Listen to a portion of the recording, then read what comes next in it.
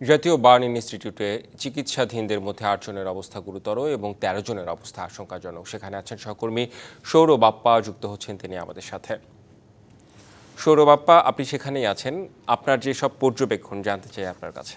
রেদওয়ান, ভয়াবহ এই দুর্ঘটনায় মাইলস্টোন স্কুল অ্যান্ড কলেজের যে শিক্ষার্থীরা, শিক্ষকরা এবং অন্যান্য যারা অভিভাবকরা থেকে শুরু করে আরো অনেক নানা শ্রেণী পেশার মানুষই এখানে আহত অবস্থায় ভর্তি আছেন আমরা জানি, এবং প্রথম দিন থেকেই কিন্তু গুরুতর অবস্থায় অনেকেই আছেন।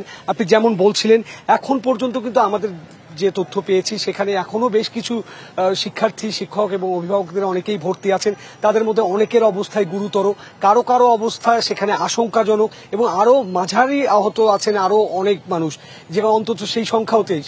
যেখানে আমরা সর্বশেষ চিকিৎসকদের কাছে যে খবর পেয়েছি, আজকে সিঙ্গাপুর থেকে যে চিকিৎসকদের দলটি এসেছে তারা কিন্তু বার্ন ইনস্টিটিউটের যে চিকিৎসকরা আছেন তাদের সাথে সমন্বয় করে কাজ শুরু করে দিয়েছেন ইতিমধ্যেই।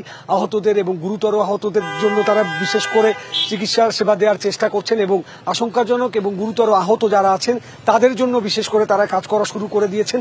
এবং ইতিমধ্যেই ভারত থেকে কিন্তু একটি চিকিৎসকদের প্রতিনিধি দল যেটি আসার কথা ছিল তারাও পৌঁছে গেছে ঢাকার মাটিতে, এবং কাল থেকে তারা কাজ শুরু করে দিবেন আহতদের চিকিৎসার জন্য। এবং আমরা যতদূর বুঝতে পারছি, সিঙ্গাপুর, ভারত এবং বাংলাদেশের যে চিকিৎসকরা তারা সমন্বিতভাবে এই চিকিৎসায় অংশ নেবেন, এবং অভিভাবক এবং যারা এখানে আছেন, যারা আহতদের স্বজনরা যারা আছেন তাদের সাথে আমরা যখন কথা বলেছি তারা কিছুটা আশাব্যঞ্জক কথা প্রকাশ করছেন, কারণ যেহেতু কয়েকটি দেশের চিকিৎসকরা একসাথে হয়েছেন এবং যারা আহত হয়েছেন তাদের চিকিৎসার চেষ্টা করছেন, এবং তারা গুরুতর আহত এবং আশঙ্কাজনক অবস্থায় যারা আছেন তাদের সেবা নিয়ে কাজ করছেন, তারা কিছুটা আশা প্রকাশ করছেন, আশ্বস্ত হচ্ছেন।